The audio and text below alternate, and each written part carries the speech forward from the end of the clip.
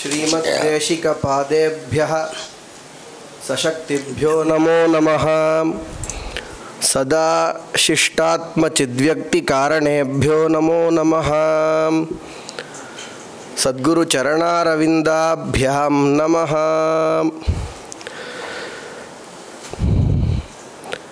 चिद्व्यक्तिः क्रियते मलावृतिमतां येनात्मना मन्वहं स्रष्टा पालयिता समस्तजगतां हर्ता च यो राजते। यस्यासीन् महिमा महान विषयो वाक्चेतसोः सर्वदा तं वन्दे शिवमम्बिका सहचरं स्वाभीष्टसंसिद्धये।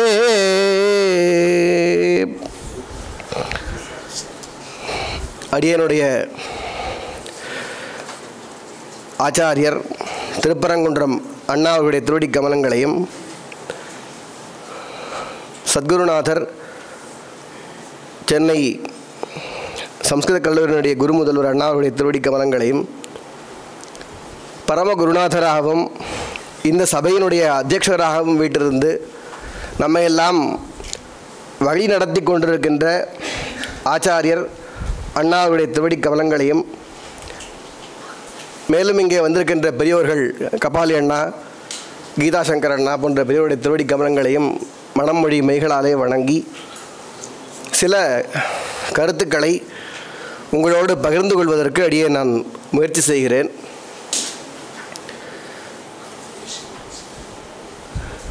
இந்த நிகழ்வு வடமொழியிலே சம்ஸ்கிருதத்திலே ஆகம மாணவர்களுக்கு பரிச்சயம் ஏற்பட வேண்டும், ருச்சி ஏற்பட வேண்டும் என்பதை மைய கருத்தாக கொண்டு ஏற்படுத்தப்பட்டது என்று அண்ணா அவர்களும் அதே போல் அத்தியக்ஷர் அண்ணா அவர்களும் பலமுறை மீண்டும் மீண்டும் குறிப்பிட்டு கொண்டிருக்கிறார்கள். எங்களை போன்ற மாணவர்களெல்லாம் கல்லூரியிலே வந்து படித்து சப்த நிஷ்பத்தியை செய்வதற்கான ஆற்றல் இல்லாமல் படித்தவர்கள் நிறைய பேர் இருக்கலாம். நிறைய மாணவர்கள் கல்லூரியிலே படித்து அந்த ஒரு ஞானத்தை, விற்பத்தி ஞானத்தை ஏற்படுத்தி கொண்டிருக்கலாம். கல்லூரியில் படிக்காமல் மிகவும் சிரமப்பட்டு அந்த ஞானத்தை ஏற்படுத்தி கொண்டிருப்பவர்கள் ஏற்படுத்தி கொண்டு விட்டோம் என்று சொல்ல முடியாது. இன்னும் அந்த பயணத்திலே தான் நாம் இருக்கிறோம். அப்படி அடியனுடைய பயணத்திலே இந்த அனுபவத்தில், இந்த 2-3 நாட்களாகிய அனுபவத்தில் ஏற்பட்ட சில அனுபவங்களை உங்களோடு பகிர்ந்து கொண்டு பிரதிஷ்டாகலை தொடர்பான விஷயங்களை சொல்லலாம் என்று நான் விரும்புகிறேன். அண்ணா கபாலி நான் சொன்னாங்கன்னு செந்தில் நான் சொன்னார், இந்த நிகழ்ச்சி ஏற்படுத்தப்பட்டதுக்கு அப்புறம்தான் தீட்சை தொடர்பாக நமக்கு எவ்வளவு விஷயம் தெரியலன்னு தெரிகிறதுன்னு சொன்னாரா அண்ணா. அவருக்கே அப்படின்னா நாமெல்லாம் கேட்கவே வேண்டாம். அதனால் முக்கியமாக நமக்கு என்ன தெரியலன்னு தெரிஞ்சுக்கிறது ரொம்ப பெரிய ஞானம். நிறைய நமக்கு தெரியலன்னு தெரிகிறது. அதுவும் அண்ணாவுடைய அமுத மொழிகளால் நாம் அந்த விஷயங்களை கேட்கும்போது நாமளும் திருப்பி திருப்பி இந்த பங்கியெல்லாம் படித்து எத்தனையோ இடங்களில் பண்ணி வச்சுருக்கிறோமே தவிர அதனுடைய அர்த்தத்தை முழுக்க உள்வாங்கின்னு இருக்கோமா? இந்த மந்திரம், கிரியை, பாவனைங்கிற 3 சேர்ந்து செய்யக்கூடிய ஒரு ஆச்சாரியராக நாம் இன்னும் கொஞ்ச நாள் கழிச்சு திகழப் போகும்போது அந்த சாமர்த்தியத்தை நாம் வளர்த்துட்டு இருக்கோமான்னு பார்த்தா இல்லை அப்படின்னு நாம் ஒத்துக்க வேண்டிய ஒரு கட்டாயத்தில் இருக்கோம். ஆனால் இந்த நிகழ்வின் மூலமாக இவ்வளவு ஆச்சாரியர்கள் எல்லாம் சேர்ந்து தனித்தனியாக பிரித்து அந்த பாடங்களை மொத்தமாக படித்தா சிரமமாக இருக்கும். ஒரு கலாசுத்தி சம்யோஜனம் படிக்கிறதே சிரமமாக இருக்குது. இல்லை நிறைய சம்ஸ்கிருத சப்தங்களுக்கு விற்பத்தி கொடுக்குறார், நிஷ்பத்தி கொடுக்குறார், நிர்வச்சனம் சொல்கிறார். அதெல்லாம் புரிஞ்சுக்கிறதுக்கு ரொம்ப கஷ்டமாக இருக்குது.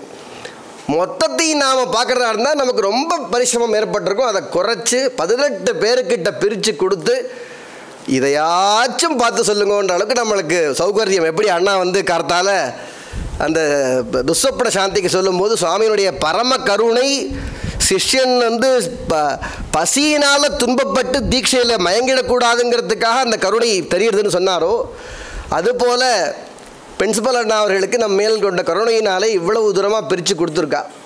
இதில் அடியேன் நான் வந்து முக்கியமாக ஒரு 2-3 விஷயங்கள் அடிப்படையாக தீட்சை தொடர்பான விஷயங்களை சொல்லிவிட்டு பிரதிஷ்டாக்களை செல்ல வேண்டும் என்று விரும்புகிறேன். எந்த விஷயத்தை நாம் ஆராய்ந்தாலும் கூட அதற்கு 3 பீஜங்களை ஆதாரமாக கொண்டு ஆராய வேண்டும் என்று சொல்லுவார்கள். தீட்சைனா என்ன? தீட்சை எதற்காக செய்ய வேண்டும்? தீட்சை எப்படி செய்ய வேண்டும்? வாட், ஹவு அண்ட் ஒய், இந்த 3 கேள்விகளுக்கும் நாம் பதிலளித்து விட்டோம் என்று சொன்னால் மொத்தமான விஷயத்தையும் நாம் உள்வாங்கிக் கொண்டதாக பொருளாகிவிடும். இது சிவ தீக்ஷா பிரயோக காரியசாலா. அப்போ தீக்ஷானா என்ன அப்படின்னா, நிறைய பெரியோர்கள் நமக்கு அண்ணாலாம் சொல்லிட்டா. 2 அம்சம், தீயத்தே தத் சிவத்வம் ஹி க்ஷீயத்தேச்ச மலத்ரயம் தான க்ஷபண தர்மித்வாத்து தீக்ஷா இத்யபிதீயத்தே. ஒரு பொருளை கொடுக்கிறது, 3 பொருளை எடுக்கிறது. நம்மிடம் இருக்கின்ற 3 பொருளை எடுத்துக்கொண்டு ஒரு பொருளை எது நமக்கு தருகிறதோ அதுதான் தீட்சை. தேவையில்லாத 3 பொருளை எடுத்துக்கொண்டு மிகவும் தேவைப்படுகின்ற பெரிய வஸ்துவை நமக்கு கொடுக்கக்கூடியது தீட்சை. தந்தது உந்தன்னை கொண்டது எந்தன்னை சங்கரா ஆறுகளோ சதுரர்னார். என்னையை நீ வாங்கிட்டனால உனக்கு பிரயோஜனம் இல்லை, ஆனால் உன்னையை எனக்கு கொடுத்துருக்கே, அதனால் எனக்கு தான்ப்பா பலன் அதிகம்னார் பெருமான். அதுபோல் இந்த ஒரே ஒரு சம்ஸ்காரத்தின் மூலமாக பெருமான் நமக்கு கிடைக்கிறார், சுவாமி நமக்கு கிடைக்கிறார். அடுத்து அண்ணா சொல்ல போகிறார், சிஷ்ய சம்மோஜனத்தில் சொல்ல போகிறார்.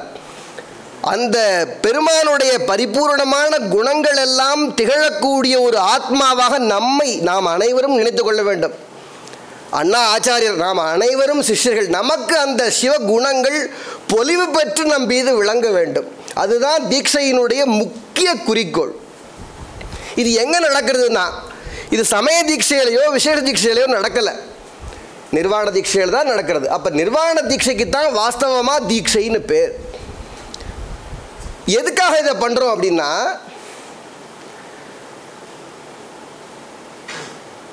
நம்ம அந்த சிவகுணங்கள் நம்மேல் பதிய ஒட்டாமல் நமக்கு இயல்பாக இருக்கின்ற அந்த திருக்கிரியாத்மகமான ஐஸ்வர்யம் நமக்கு கிடைக்காமல் 3 பொருள்கள் நம்மை துன்பத்திலே ஆழ்த்துகின்றன. 2 இயற்கையாக வந்தது, இதிலிருந்து காப்பாற்றுறதுக்காக 1 சுவாமி கொடுத்தது. அதில் முதல்ல இருக்கக்கூடியது வந்து மலம். கிருஷ்ணனை ரொம்ப அழகாக சொன்னார். பல இடங்களில் ஆணவம் கர்மம் மாயைன்னு சொல்லியிருந்தாலும் கூட எங்கெல்லாம் மலகர்ம மாயா அப்படிங்கிற சப்த பிரயோகம் வருதோ அங்கெல்லாம் மலம்ங்கிற சொல்லுக்கு என்ன பொருள்? ஆணவம்னு பொருள்னார். இதை இந்த கிரியா நான் எதுக்காக சொல்ல வரேன்னா, இந்த நிர்மலமணி தேசிகருடைய பிரபா வியாக்கியானத்தை வடமொழியை முறையாக பயிலாத அடியேனை போன்றவர்களெல்லாம் படிக்கும் போது கூட அதில் ஒரு மகிழ்ச்சி ஏற்படுறது. ஒரு சப்தத்தை ஆச்சாரியர் சொல்லி அந்த பொருளை மட்டும் உள்வாங்கிக்கும் போது ஏற்படக்கூடிய ஒரு மகிழ்ச்சியை விட அந்த சப்தத்தை பிரித்து இதனால் இந்த சப்தத்துக்கு இந்த பொருள் என்று புரிந்து கொள்ளும் போது ஏற்படுகின்ற ஆனந்தம் எல்லையில்லாத ஆனந்தம். அதை நாமெல்லாம் அனுபவிக்கணும்.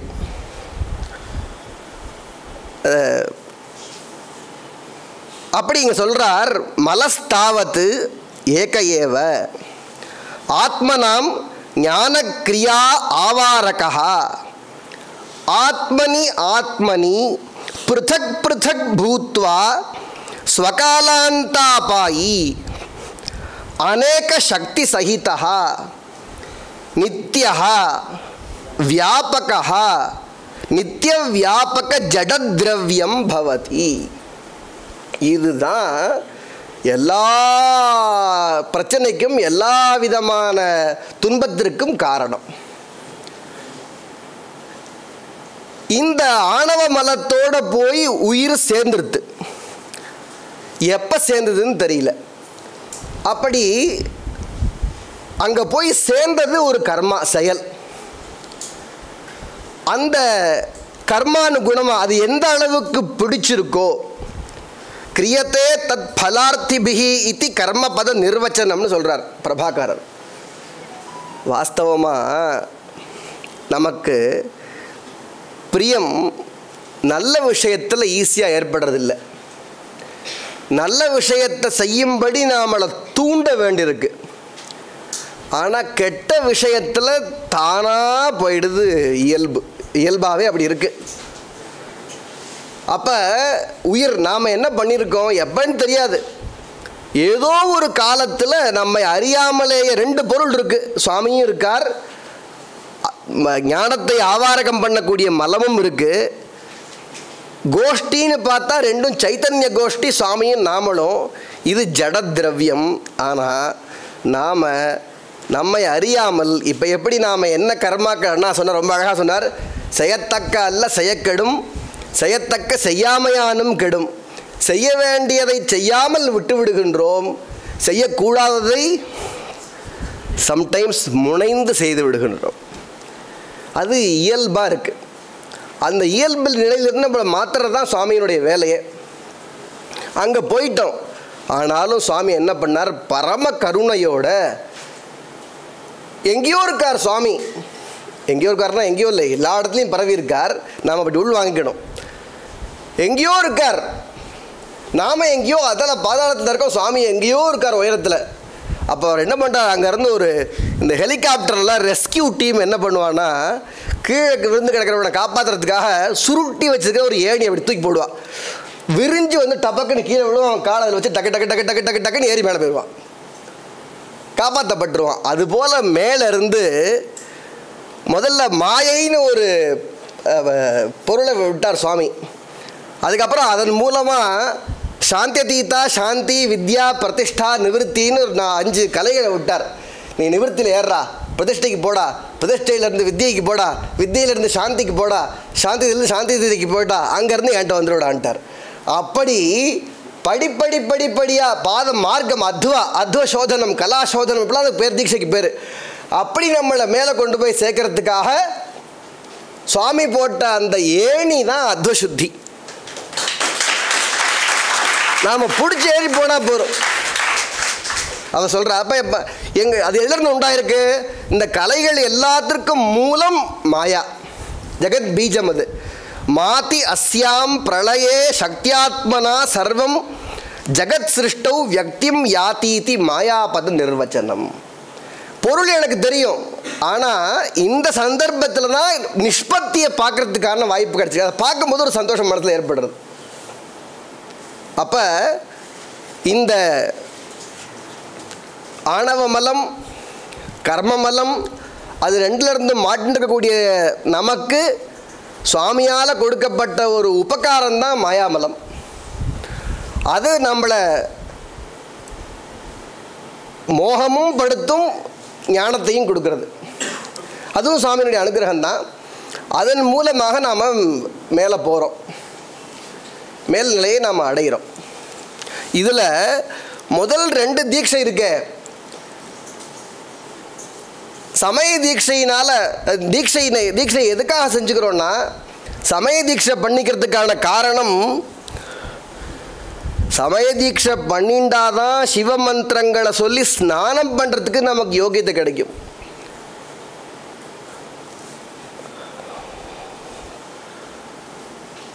தீட்சிதா யஹா அதிகாரி ஸ்யாத் யோக்யா ஸ்நான அர்ச்சனாதிஷு. தீட்சை பண்ணிக்கலன்னா நாம் மந்திரவத்தா, சிவமந்திரவத்தா ஸ்நானம் பண்ணுறதுக்கான தகுதி இல்லாதவர்களாக ஆயிடுவோம். சிவமந்திரவத்தா நாம் ஸ்நானம் பண்ணலைன்னு சொன்னால் மோட்சத்துக்கு போகிறதுக்கான தகுதியில் ஒரு பங்கு குறைச்சல்னு நமக்கு அர்த்தம்.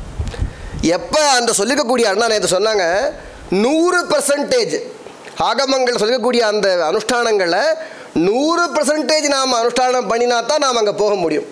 அப்போ அந்த முதல் ஸ்தானத்தில் என்ன இருக்குது? தீட்சிதோயோதிகாரி சியாத்து யோக்கியா ஸ்நானார்ச்சனாதிஷு. உள்ளே வர்றதுக்கே நமக்கு அப்போ தான் ஸ்நானம் பண்ணுறதுக்கே அப்போ தான் யோக்கியதை ஏற்படுறது. சிவமந்திர பிரகல்பித்தமான ஜலத்தினால டெய்லி நாம் அபிஷேகம் பண்ணிக்கணும். எப்படி அனுஷ்டானத்தில் கும்பக முத்திரையினால் ஜலத்தை வச்சு அபிஷேகம் பண்ணிக்கிறோமோ அதுபோல் நித்தியம் சிவமந்திர பிரகல்பித்தமான ஜலம் ஒரு பாத்திரத்தில் உள்ள ஜலத்தினால 5 கும்பமோ 8 கும்பமோ 9 கும்பமோ ஜலத்தை விட்டுக்கணும். முதல்ல நாம் ஸ்நானம் பண்ணதுக்கு அப்புறம் அதை பண்ணிக்கணும். அந்த ஸ்நானத்திலிருந்து ஆரம்பித்து எல்லா கிரியைகளுக்கும் யோக்கியத்தை நமக்கு அதனால் வருது. அடுத்து விசேஷ தீட்சையில் யதா நிர்வாண தீட்சாயாம் அதிகாரி பவேத் த்விஜா. நிர்வாண தீட்சை பண்ணிக்கணும்னு சொன்னால் த்விஜத்துவம் ஏற்பட்டால் தான் நிர்வாண தீட்சை பண்ணிக்க முடியும். அந்த நிர்வாண தீட்சை படிக்கக்கூடிய யோக்கியத்தை நமக்கு எது தருதுன்னு கேட்டால் விசேஷ தீட்சை பண்ணுறது. விசேஷ தீட்சையிலே என்ன ஆயிடுது? சிவஸ்துவம் இது சம்புத்தியன்னு வந்துடுது. அண்ணா சொன்னார், நேற்று ரொம்ப அழகாக சொன்னார், சிவகுமாரன் சிவபுத்திரகங்கிற பெயர் வந்துதுன்னு சொன்னார். அதுவே போச்சே, முடிஞ்சு போச்சே. திருப்பி மறுபடியும் ஏன் நாம் நிர்வாண தீட்சை பண்ணிக்கணும்? சிவத்துவ சித்தி தான் நமக்கு ஏற்பட்டுடுத்தேன்னா இல்லை. அதாவது அங்கே வாகீஸ்வரி கர்ப்பத்தில் ஜனிச்சதா பாவனை பண்ணி ஜனிக்க வச்சு நமக்கு அதனால சிவபுத்திரங்கிற ஸ்தானம் நமக்கு வந்தது. ஆனால் லட்சியம் என்னன்னா மோக்ஷம் லட்சியம். நான் ரொம்ப அழகாக சொன்னாங்க, மோக்ஷம் லட்சியம். அந்த மோக்ஷத்தை நாம் அடையணும்னு சொன்னால் நாம் கர்மாங்கிற தொடர் சங்கிலிருந்து வெளிவரணும். இந்த கர்மா 3 வகையாக இருக்குது. சஞ்சிதம், ஆகாமி, பிராரப்தம்னு 3. இந்த சரீரம் இருக்கே, இந்த சரீரம் பிராரப்தத்தினுடைய விளைவு. சரீரம்தான் பிராரப்தம், பிராரப்தம்தான் சரீரம். பிராரப்தம் தேகமேவோக்தம் தேக பிராரப்தமேவஹி தேக பிராரப்த சம்யோகாத்து பூத்தசுத்தி. பிராரப்தம் வேற தேகம் வேறு சொல்லணும். பிராரப்தம் ஆரம்பிக்கிற அன்னைக்கு உடம்பு விழுறது கீழே, பிராரப்தம் முடிகிற அன்னைக்கு தேகம் போயிடுது. அதுதான் அடையாளம். அப்போ சஞ்சிதம்ங்கிறது பல பிறவிகளிலே நாம் குவித்து வைத்திருக்கிற புண்ணிய பாப தர்ம கர்ம குவியல். அந்த குவியலிருந்து இந்த பிறவியில் அனுபவிக்கத்தக்க பலன்களை தரக்கூடிய கர்மாக்களை மட்டும் எடுத்து சுவாமி கொடுத்துருக்கார். இது எப்பேற்பட்ட வேலை! இதெல்லாம் அண்ணா சொல்லுவாங்க அடிக்கடி, நியதி தத்துவம்னு ஒரு தத்துவம். அவரவர்கள் செய்த வினைப்பயனை வேற யாருக்கும் போகாமல் அவரவர்களுக்கு கொண்டு சேர்க்கக்கூடிய ஒரு சிஸ்டம். நியதி தத்வாதிபதே நியாமகாயனமாக நம்ம சுவாமி சொல்கிறோன்னு சொல்லி அண்ணா அடிக்கடி சொல்லிகிட்டே இருப்பாங்க மயிலாப்பூர் அண்ணா. அப்போ இந்த பிராரப்த வசாத்தி இந்த சரீரம் ஏற்பட்டிருக்க இந்த கர்மா, அந்த பிராரப்த கர்மாவினால் வரக்கூடிய பயன்களை நாம் அனுபவிக்கணும். இது அன்னியில் இன்னும் கோடிக்கணக்கான பிறவிகள் எடுக்கக்கூடிய அளவிற்கு நம்மகிட்ட சஞ்சிதம் இருக்குது. 1 2 இல்லை, எவ்வளவுனே தெரியாது. இந்த பிராரப்தத்தை நாம் அனுபவிக்கும் போது எதிர்வினை, ஒரு வினையும் நாம் அனுபவிக்கும் போதே ஒரு நம்மை அறியாமல் எதிர்வினையை நாம் செய்து விடுவோம். அதுக்கு ஆகாமின்னு பேர். செய்யும்போது ஆகாமி, செஞ்ச க்ஷணத்தில் அது என்னவாகும், போய் பின்னால் போய் சஞ்சித அக்கௌண்ட்டில் சேர்ந்துடும். அப்போ அது சேர்ந்துட்டே இருக்குது. எவ்வளவு இருக்குன்னு தெரியல. அதிலிருந்து வெளியில் வந்தால்தான் மோட்சம் சித்திக்கும். அப்போ இந்த சரீரத்தில் இருக்கும்போதே மோட்சத்துக்கான வாய்ப்பே இல்லைன்னு ஆயிடுது. அந்த இடத்துல தான் சுவாமி கருணையோடு என்ன பண்ணுறார், அண்ணா ரொம்ப அழகாக சொன்னாங்க, எத்தனையோ பிறவிகளிலே பிறந்து, பிறவினா மனுஷ பிறவின்னு மட்டும் வாங்கிக்காதீங்கன்னு சொன்னார் அண்ணா கிருஷ்ணா நான் பேசும்போது. எத்தனை பிறவி! அதாவது முதல் கிளாசிஃபிகேஷன் 4 இருக்குது. அண்டஜம், ஸ்வேதஜம், உத்பிஜம், ஜலாயுஜம்னு. அதுக்கப்புறம் 7 இருக்குது. அப்புறம் இதில் இவர் 14 சொல்கிறார். அதுக்கப்புறம் 84,100,000 யோனி பேதம் இருக்குது. இது எல்லாத்துலேயும் பிறந்து இறந்து பிறந்து இறந்து பிறந்து இறந்து பிறந்து இறந்து பிறந்து இறந்து கர்மாக்களை அனுபவித்து எவ்வளவு இருக்குன்னு நமக்கு தெரியாது. ஆனால் எல்லா இனி எத்தனை பிறவிகள் நாம் எடுக்க வேண்டுமோ அத்தனை பிறவிகளும் இந்த 5க்குள்ளே அடங்கும். நிவர்த்தி, பிரதிஷ்டா, வித்யா, சாந்தி. மெஜாரிட்டி நிவர்த்தியில். உயிரினங்களுடைய எண்ணிக்கையில் அதிகமான எண்ணிக்கை கொண்டது இங்கே தான் இருக்குது. இதுக்கு மேலே கம்மியாக தான் இருக்குது. அப்போ யோனிகளுடைய எண்ணிக்கை, உயிரின எண்ணிக்கை இல்லை, யோனிகளுடைய எண்ணிக்கை. அப்போ இந்த பிறவிகளிலிருந்து பிறந்து எத்தனை பிறவிகளில் நாம் அனுபவிக்க வேண்டிய கர்மாக்கள் இருக்கோ அது எல்லாத்தையும் அனுபவிக்க செய்து அப்பா போக்யேஷு பரம பிரீத்தி ரூபம் லயம் அனுசந்தாய, அப்பா என்னை விட்டுருப்பா போதும்பா அப்படின்னு அந்த அக்னிக்குள்ள இருக்கக்கூடிய ஆத்மா சொல்கிறது. அப்போ ஆத்மா வெளியில் இல்லை, இப்போ அக்னியில் இருக்கும்போது சொல்கிறார். சொல்ல வச்சு அவரை அந்தந்த கலைகளிலிருந்து பிரித்து எடுத்து மேலே கொண்டு போகிறார். அதுதான் தீட்சை. அதில் இப்போ நாம் இன்னைக்கு நாம் பார்க்க வேண்டிய இடம் பிரதிஷ்டா கலை. எல்லா விஷயங்களுமே இந்த கலை தொடர்பான எல்லா விஷயங்களையும் சபரி சசிவம் அவர்களும் அண்ணா அவர்கள் ரொம்ப விளக்கமாக சொல்லிவிட்டார்கள். இருந்தாலும் கூட நமக்கு தந்திருக்கின்ற தலைப்பை ஒட்டி சில விஷயங்களை சொல்லி நான் நிறைவு செய்கிறேன். பிரதிஷ்டா கலா சுத்தி, இது 2வது கலை. கீழே இருந்து நிவர்த்தி கலையிலிருந்து வெளில வந்துடுது.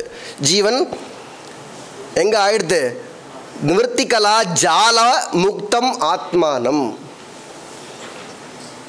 இப்போ அடுத்த நிலைக்கு போகணும். ததா கலா சந்தானம் சுத்தாசுத்த விபாகேன த்விரூபம் காரியம். சுத்தம் மாயாந்தமுச்சாரிய அசுத்தம் நாதாந்தமுச்சரேத்.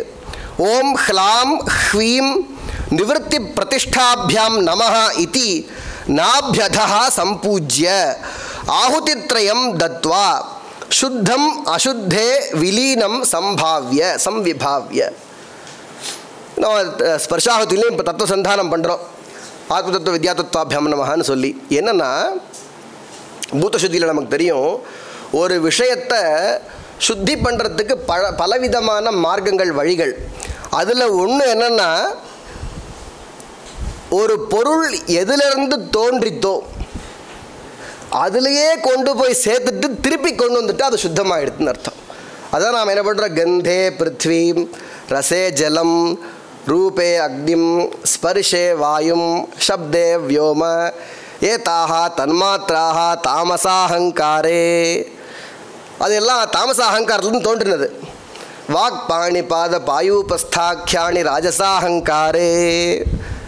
ஸ்ரோத்ரத்வக் சக்ஷு ஜிஹ்வாக்ராணாக்கியானி மனಶ್ಚ சாத்விகாஹங்காரே. அகங்காரம் சச்ச புத்தௌ, புத்தியில் போய் ஒடுங்குது. அது எங்க புத்தி? சா குணேஷு குணதத்துவம் பிரகிருத்தௌ. பிரகிருதி சா ராக வித்யேச்ச கலாயாம், இல்லையா? அப்படி எதிலிருந்து தோன்றித்தோ அதில் கொண்டு போய் சேர்க்கறது, விலயம் பண்ணுறதுங்கிறது ஒரு வகையான சுத்தம். அதுபோல் இங்கே இதே போல் எல்லா கலைகளையும் அதற்கு மேலே உள்ள கலையோடு போய் சேர்த்துடுறா. சேர்த்த உடனே அது சுத்தமாக ஆகிறது. இங்கே என்ன சொல்கிறார்? இந்த மாயாந்த உச்சாரணம், நாதாந்த உச்சாரணம் அப்படிங்கிறது ஹ்ரஸ்வதீர்க்கம்னு வியாக்கியானத்தை சொல்கிறார். த்விதீயாம் கலாம் உபஸ்தாபே, அதெல்லாம் சொல்ல விரும்பலை, நான் சொல்லலை. எல்லா விஷயத்தையும் எல்லா கலைகளுக்கும் அதே மாதிரி தான் கிரியைகள் வரப்போகிறது. அந்த ஜீவனை, ஆத்மாவை அந்த கலையிலிருந்து விமுக்தனாக ஆக்கணும். அதுதான் லட்சியம். நிவர்த்தி கலா பாஷ ஜால நிர்முக்தம் ஆத்மானம் விபாவ்ய. ஜாலம்னு சொன்னால் துன்பம்னு அர்த்தம் பண்ணுறாரு இங்கே. ஆனாயவாச்சி ஜாலஹா, ஜாலம் நாம ஆனாயவாச்சி. அப்போ நிவர்த்தி கலா பாசம் தொடர்பான துன்பங்கள் எல்லாத்துலேருந்தும் அதை என்ன பண்ணணும்? வெளியில் வரணும். எப்போ இன்பம் இல்லையா? துன்பம் தான். பிறவியே துன்பம் தான். பிறவிக்குள்ளே இன்ப துன்பம் இருக்கலாம், ஆனால் பிறவியே துன்பம் தான். அதனால நம்ம மோட்சம் கேட்குறோம். இல்லாட்டா நமக்கும் நாமளும் நம்ம நாவுக்கரச பெருமான் மாதிரி மனித பிறவியும் வேண்டுவதை மாநிலத்தேன்னு கேட்போமே. பிறவிக்குள்ளே இன்ப துன்ப அனுபவம் உண்டு, ஆனால் பிறவி துன்பம். அப்போ அந்தந்த கலைகள்லேருந்து பிரித்து எடுக்கிறதுக்கு நிறையா அந்த கிரியைகள் நிறையா இருக்குது. முதல்ல பண்ண வேண்டிய கிரியைகள் அந்த அவலோகனத்திலேருந்து ஆரம்பித்து பண்ண வேண்டிய கிரியைகள் நிறையா இருக்குது. அதுக்கப்புறம் அந்த ஆத்மாவை பர்டிகுலராக குறித்து செய்யக்கூடிய கர்மாக்கள், சம்ஸ்காரங்கள், கிரியைகள் 18. அதை சபரிகிரி சிவம் ரொம்ப அழகாக சொன்னார்.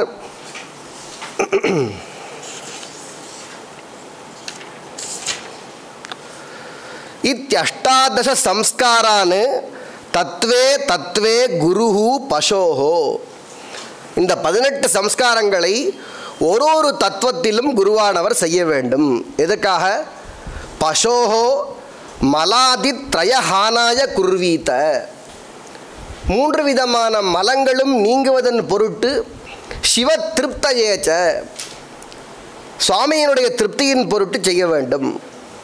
ஆத்மனஹா தாடன ஆதானே ஸ்வீகிருதிஹி தத்வயோஜனா ஆதானம் உற்பத்திஹி அதிகாரஹ போகஹ லயஹ ஸ்ரோதசாம் சுத்திஹி தத்வவிசுத்திஹி பாசசக்தி அதிரோஹணம் பாசவிஸ்லேஷஹ சஞ்சேதஹ தாஹஹ காரணேஷ பூஜனம் உத்தாரஹா பூர்ணாகுதின்னு 18 கிரியைகள்.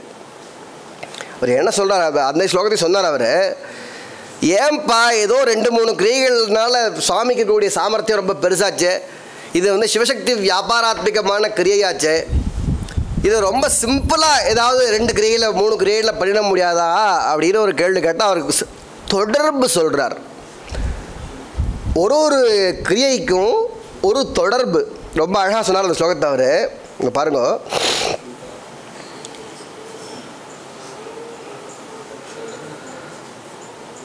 விஸ்லேஷனார்த்தம் தாடனம் சியாத். தாடனம் எதுக்காகப்பா பண்ணுறேன்னா, அங்கே தாடனம் பண்ணாதான் அதில் நேற்று அண்ணா ரொம்ப அழகாக சொன்னாங்க. வீக்ஷா நாம சிவேக்ஷணம் ரவிதிருஷா சுஷ்கம் பவேத் வன்னிதிருக் தக்தம் ததா வன்னிதிருக் தக்தம் சோமதிருஷா சுதாப்ளுதிகிருதி தத்பூர்த்தையே புரோக்ஷணம் தத் வஸ்துஸ்தித ஜீவசக்தி கடனா சம்பாதனம் தாடனம் பஷாத் சுவாமி பரிகிரகே விமலதா ஹேது கிலாபியுக்ஷணம். அப்போ அந்த தாடன கிரியையினால் ஒரு சேஞ்ச், ஒரு மாற்றம் அங்கே நிகழ்கிறது. என்ன ஆகிறதுனா, அந்த உயிரை ஜீவனை விஸ்லேஷம் பண்ணுறதுக்கு ஹேத்துவாக அந்த தாடன கிரியை அமைகிறது.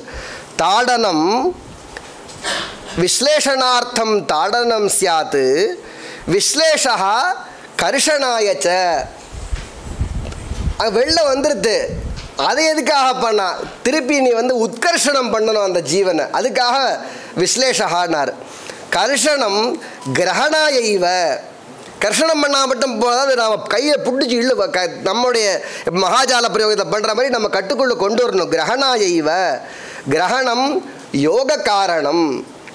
கிரகணம் எதுக்காக? நான் கொண்டு போய் வாகீஸ்வருடைய கர்ப்பத்தில் வைக்கணும். கர்ப்பாதானாய யோகா சியாத். ஆதானம் கர்ப்பாதானம் ஒரே சமயத்தில். நேற்று அண்ணா சொன்னாங்க, அதாவது இந்த மொத்த பிரபஞ்சத்திலையும் இருக்கக்கூடிய எத்தனையோ யோனிகள், பிறவிகளுக்கு காரணமாக இருக்கக்கூடிய யோனிகள், எல்லா யோனி வடிவமாகவும் அம்பாள் இருக்கலாம். தாயார் பராசக்தி வாகீஸ்வரி ஒரே தாய். எவ்வளவு நமக்கு அனுகிரகம் பண்ணுறதுக்காக எவ்வளவு சிரமங்களை அவள் தாங்கிக்கிறான்னு நாம் நினச்சே பார்க்க முடியல. அதனால தான் பிரார்த்தனை பண்ணுறோம், கேதித்தவு சிஷ்ய தீக்ஷாயை என்மையா பித்தரவு யுவாம். அந்த துக்கத்தை அனுபவிச்சிருக்காங்கிற பாவம் நமக்கு வரணும்.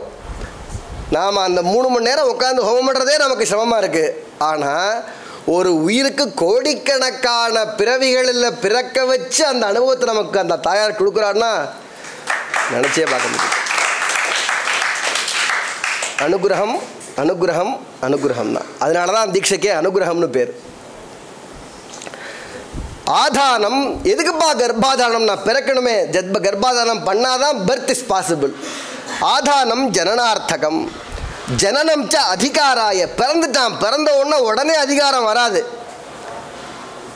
விரல் சூப்பறதுக்கே கூட முடியாது குழந்தையால். அப்போ அந்த அதிகாரத்தை இம்மீடியட்டாக கேப்பே இல்லை. ஜனனம் ச அதிகாராய. அதிகாரா பூதையே.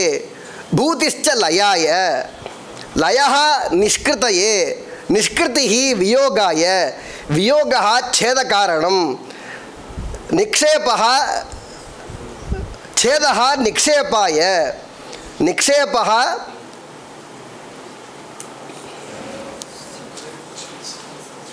தாத்ஸ்தியாந்தே, சம்பூர்ணமாக அந்த கலையிலிருந்து விடுபடுவதற்காக அந்த இந்த நிவர்த்தி விடுபடுதல்ங்கிறது எப்படி ஏற்படுறதுன்னு கேட்டால் பூர்ணாகுதியின் மூலமாக அந்த கிரியை மொத்த கிரியையும் கம்ப்ளீட் ஆகிறது. இப்படி இந்த 18 கிரியைகள் எல்லா கலைகளுக்கும் செய்யப்பட்டு அந்த ஜீவனானது எல்லா பிறவிகளிலும் பிறவி எடுக்கப்பட்டதாக செய்து மேலே உயர்த்தப்படுகிறது.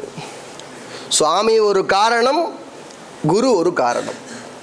சுவாமி அம்பாள் ஒரு காரணம், குரு ஒரு காரணம். அப்படி அவ 2 பேருடைய பரிபூர்ணமான அனுகிரகத்தின் மூலமாக இந்த கிரியை நிகழ்கிறது. இதில்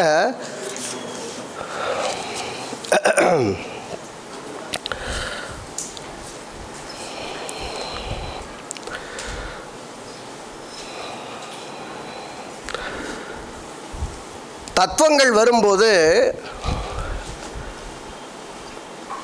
பிருத்வி தத்துவம் மட்டும்தான் வருது நிவர்த்தி கலையில். குணம்னு வரும்போது தன்மாத்திரைகள் எல்லாம் வந்துடுது. அப்போ அதனால் இவரை கேள்வி கேட்குறார், நிவர்த்தி கலாயாம் கந்தாதி சப்தாந்தானாம் அந்தர்பாவம் உக்த்வா பிரதிஷ்டா கலாயாம் அப்படி தேஷாம் படிதத்வேன பௌனருக்தியம் இது சேத். புனருக்தி வந்துடுமாப்பா அப்படின்னு ஒரு கேள்வி கேட்கிறார். சத்தியம் அஸ்யாம் பிரதிஷ்டா கலாயாம் அப்தேஜோவாயுவாதி 3 தத்துவஜாத்தே கந்தாதீனாம் தன்மாத்ராணாம் அந்தர்பாவஸ்ய உதிதத்வாத் தத்துவபாவேன சங்கேபா. அது தத்துவத்துக்குள்ளே வரக்கூடிய அம்சம். நிவர்த்தி கலாயாம் து குணபாவனேனேதி நிமித்த பேதத்தோ அவதேயா. இது குணத்துக்கு வரக்கூடிய தன்மாத்திர குணங்கள் அப்படிங்கிறது அந்த வித்தியாசத்தை நாம் புரிஞ்சுக்கணும். அதனால் புனருக்தி தோஷம் கிடையாது. நாம் வரிசையாக படிச்சுட்டு வரும்போது அங்கே தன்மாத்திரைகள் வந்துதா, குணத்தில் தன்மாத்திரைகள் வந்துதானே நமக்கு தெரியாது. இந்த வியாக்கியாதா இதை எனக்கு தெரியாது. நாம் சொல்லும்போது தான் ஓஹோ திருப்பி இன்னொரு தடவை வந்திருக்கு போல இருக்கேன்னு நாம் அவதானம் கவனிச்சிக்க வேண்டியிருக்கு. அதை கூட அவர் என்ன சொல்கிறார், இத்துக்தம் வருண பத்ததி வியாக்கியாக்காரேன பட்ட சிவோத்தமேன. அவர் கண்டுபிடிச்சு சொல்லியிருக்கார். இது கூட பிரபாகரர் கண்டுபிடிக்கலை, வருண பத்ததியினுடைய வியாக்கியாக்காரர் பட்ட சிவோத்தமர் சொல்லியிருக்காருன்னு சொல்கிறார். இப்படி விஷயங்கள் சொல்கிறார். அப்புறம் நான் நினச்சேன், அதாவது இதோட முடிஞ்சிடுது, இதுக்கு மேலே வேணும் விஷயம் இல்லை. பிரதிஷ்டா கலையிலேருந்து அந்த ஜீவனானது விடுபட்டு அவர் சொன்ன மாதிரியே சபரிகிரீஷம் சொன்ன மாதிரியே நிவர்த்தி கலையிலேருந்து எப்படி விடுபட்டு மேலே போச்சோ அதே போல் பிரதிஷ்டா கலையிலேருந்து விடுபட்டு மேலே போகிறது ஜீவன். அப்போ அண்ணா சொன்னாங்க சுல்கம். நாம் எனக்கு டோல் தான் ஞாபகம் வரும் அப்பப்போ. சுல்கம்னா டோல், 5 டோல் இருக்குது. இங்கேருந்து நாம் அத்வாக்களை ட்ராவல் பண்ணி மேலே போகிறதுக்கு 5 டோலுக்குமான அந்த கட்டடத்தை கட்டிட்டு நாம் போகிற மாதிரியான ஒரு அம்சம் இருக்குது. அதை முதல்ல சொல்கிறார். அந்த இடத்துக்கு இன்சார்ஜாக அவர் இருக்கார், அதை அண்ணா சொன்னார். அப்போ அவருடைய அனுமதி இருந்தால் தான் நாம் அங்கேருந்து மேலே போக முடியலட்டா அந்த இது தடுப்பு விழுந்துடும். அதனால் முதல்ல ஒரு தடவை பூஜை பண்ணிவிட்டு பின்னால் ஒரு தடவை பிரார்த்தனை பண்ணி ரொம்ப சந்தோஷம் பாவியம் தயானுகூலேன பரமேஸ்வரன் யோகத்தா பின்னால் ஒரு தடவை முதல்ல பூஜை பண்ணி ஆவதி கொடுத்துட்டு பின்னால் ஒரு தடவை தேங்க்ஸும் நாம் சொல்லிடுறோம். அப்படி சொல்லி அந்த உயிரானது பிரதிஷ்டா கலையில் 2 தான் வியாக்கியானத்தில் வரக்கூடிய வித்தியாசமான விஷயங்கள். பாக்கி எல்லாமே இந்த கலையிலும் கூட நிவர்த்தி கலையிலே பார்த்த விஷயங்கள் போலவே அப்படியே இருப்பதாலே அவற்றையெல்லாம் சொல்லாமல் காலம் கருதி குறைத்து கொண்டேன் என்று சொல்லி வாய்ப்பளித்தமைக்கு நன்றி பாராட்டி நிறைவு செய்கிறேன். நமஸ்காரம்.